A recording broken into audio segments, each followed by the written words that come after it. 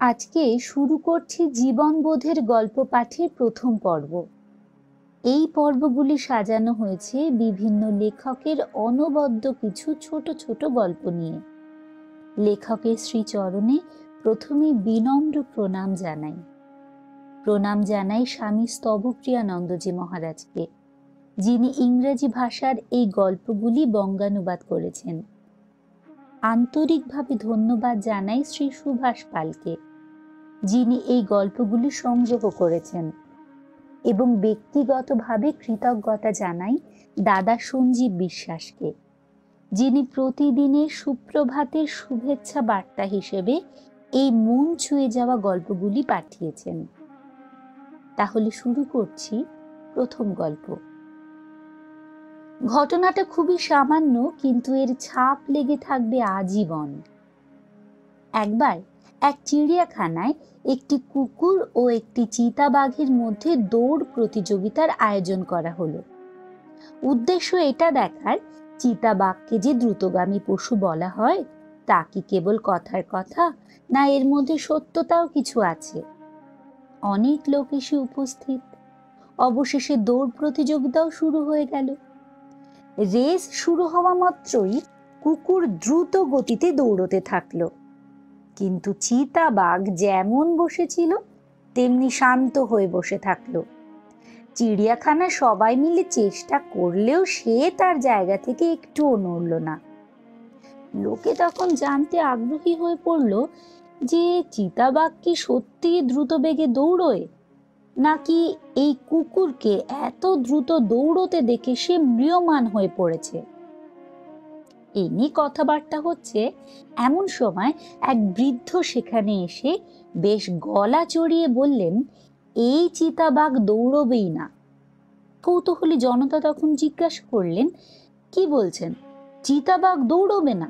কিন্তু কেন?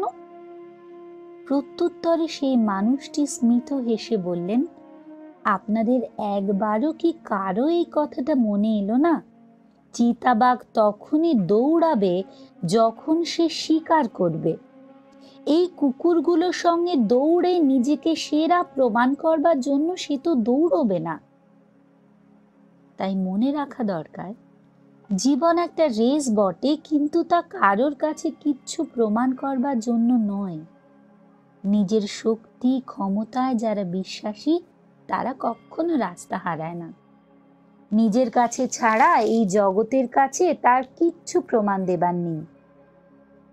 তাই আত্মশক্তিতে ভরসা রেখে এগিয়ে চললে দেখা যাবে জীবন আমাদেরকে একদিন বরমাল্য পরাবে। মূল গল্প রেস, ভাষা ইংরাজি, সংগ্রহ শ্রী সুভাষ পাল, বঙ্গানুবাদ স্বামী স্তবপ্রিয়ানন্দজি মহারাজ। দ্বিতীয় গল্প। স্কুলে আজ পরীক্ষা শুরু হবে, সবাই খুব ব্যস্ত। যাদের পড়াশোনা ভালো হয়েছে তারা ব্যস্ত কতক্ষণে তাদের জানা জিনিসগুলো দিয়ে উত্তর সুন্দর করে সাজিয়ে লিখবে। যারা লেখাপড়ায় একটু কম ভালো তারা ব্যস্ত শেষ মুহূর্তে যতটা জানা যায় সেই কাজে। সব ক্লাসের পরীক্ষা শুরু হয়ে গেল। প্রশ্নপত্রের শেষ প্রশ্নটি ছিল 5 নম্বরের। 5টি প্রশ্নের উত্তর দিতে হবে। এর মধ্যে 4টি প্রশ্ন সবারই জানা, কেবল এই শেষ প্রশ্নটি একটু কেমন যেন। সব ক্লাসের ছাত্রছাত্রীদের কাছেই জানতে চাওয়া হয়েছে, তোমার স্কুলে রোজ সবার আগে আসা মানুষটির নাম কি? এইটি ছিল ওই 5 নম্বর প্রশ্ন। প্রায় সবারই একটি চেহারার কথা মনে পড়ে গেল। কালো, লম্বা, মলিন পোশাক পরা এক দিদিকে, যিনি রোজ সবার আগে এসে স্কুলের ক্লাস ঘরগুলি খোলেন, পরিষ্কার করেন, পাম্প চালান। কিন্তু সেই দিদির নাম তো জানা নেই। কেউ কেউ তখন তার চেহারার বর্ণনাই উত্তরে লিখে দিল, কিন্তু বেশিরভাগই নিরুত্তর, মানে প্রশ্নের উত্তরের জায়গাটি ফাঁকা রেখে দিল। পরীক্ষা শেষে সবাই স্কুলের প্রিন্সিপাল ম্যাডামকে ধরে বসলো এবং জানতে চাইল কেন এমন প্রশ্ন করা হয়েছে। ম্যাডাম তখন বললেন, দেখো, আমাদের চারিদিকে এমন অনেক মানুষ আছেন যারা নিঃশব্দে নিজেদের সেবা দিয়ে আমাদের জীবনযাত্রার পথটিকে সহজ করে দেন, অথচ আমাদের নিজেদের নিয়ে আমরা এতই মেতে থাকি যে উপকার নিলেও এদের বিষয়ে একেবারে কোনো খবরই রাখি না। তাই এই বিষয়ে তোমাদের চেতনা জাগরণের জন্য এই প্রশ্নটি করা হয়েছে। উদ্দেশ্য একটাই, তোমরাও যেন একটা আত্মসর্বস্ব জীবনের বাইরে গিয়ে জগতের সবার হয়ে উঠতে পারো। মূল গল্প পিপল অ্যারাউন্ড আস, ভাষা ইংরাজি, সংগ্রহ শ্রী সুভাষ পাল, বঙ্গানুবাদ স্বামী স্তবপ্রিয়ানন্দজি মহারাজ। আজকের পর্বের শেষ গল্প। বাবা মা ভাই বোনের নিটোল সংসার, কিন্তু হঠাৎই ভাইটি অসুস্থ হয়ে পড়ে ও তার শরীর ধীরে ধীরে খারাপ হতে থাকে। খরচের চাপ সামলাতে না পেরে বাবা মা তখন দুই ভাই বোনকে নিয়ে অপেক্ষাকৃত ছোট বাড়িতে উঠে এলেন এবং ছেলের যথাসাধ্য চিকিৎসা শুরু করলেন। একদিন মেয়েটি শুনতে পেল তার বাবা তার মাকে ডেকে বলছেন, ছেলেটার মাথায় এবার যে একটা অপারেশন করাতেই হবে, কিন্তু তিনি যে নিরুপায়, তার কাছে যে টাকা পয়সা নেই তেমন। তাহলে একটা মিরাকেলই শুধু পারে তাদের ছেলেকে বাঁচাতে। ছোট মেয়েটি এই কথা শুনে ভাবল, এমন সংকটজনক পরিস্থিতিতে তার কিছু একটা তো করা দরকার। তাই তখন আলমারির গোপন দেরাজ থেকে তার পয়সা জমানোর ভারটি নিয়ে ঘরের মেঝেতে আছাড় মেরে ভেঙে ফেলল। ভেতরে সব টাকা পয়সা নিয়ে কাছের একটি ওষুধের দোকানে এসে সে হাজির হয়ে গেল। দোকানের কাউন্টারে এসে সে তার ভাড়ে জমানো $1.11 রেখে বলল, আমার ভাইয়ের জন্য 1 প্যাকেট মিরাকেল দিন না। দোকানদার তো অবাক। তিনি বললেন, না ভাই, এমন জিনিস তো আমরা বেচি না।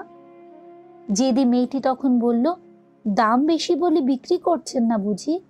ঠিক আছে, অর্ডার দিয়ে আনিয়ে নিন, আমি ডেলিভারি নেবার সময় বাকি টাকা দেবার চেষ্টা করব। সারা দোকানের সবাই তখন নির্বাক। বলে কি এই মেয়েটা? ওই ওষুধের দোকানে তখন একজন অতি সৌম্য মানুষ দাঁড়িয়েছিলেন। তিনি জিজ্ঞাসা করলেন, কি হয়েছে তোমার ভাইয়ের? মেয়েটি উত্তরে বলল, ঠিক জানি না তো, তবে বাবা আমার মাকে বলছিলেন ভাইয়ের মাথার অপারেশন করাতে হবে, তার কাছে তো অত টাকা নেই, কেবল একটা মিরাকেলই আমার ভাইকে বাঁচাতে পারে। তাই 1 প্যাকেট মিরাকেল কিনতে এসেছিলাম, কিন্তু এখানেও যে তা পেলাম না। লোকটি শুনে বললেন, দোকানদার দাদা তো জানেন না, মিরাকেলের দাম সত্যি $1.11। তুমি আমাকে তোমার বাড়িতে নিয়ে যাবে? লোকটির হাত ধরে মেয়েটি তখন তার বাড়িতে গেল। পরবর্তীতে এই লোকটির উদ্যোগেই ভাইয়ের অপারেশন হলো এবং সম্পূর্ণ রোগমুক্তি হলো। মেয়েটির মিরাকেলের আসল নাম ডাক্তার কার্লটন আর্মস্ট্রং। তিনি পেশায় স্নায়ুবিদ। এমন গল্প আমরা রোজই টেলিভিশনের সিরিয়ালে দেখি, কিন্তু আসল দামি জিনিসটি হলো মেয়েটির ধৈর্য ও অধ্যবসায়ের গল্প, যা হাজার রাতের আরব্য রজনীর উপন্যাসকেও হার মানায়। মূল গল্প এডুকেশন, পিস অ্যান্ড পারসেভারেন্স, ভাষা ইংরাজি, সংগ্রহ শ্রী সুভাষ পাল, বঙ্গানুবাদ স্বামী স্তবপ্রিয়ানন্দজি মহারাজ।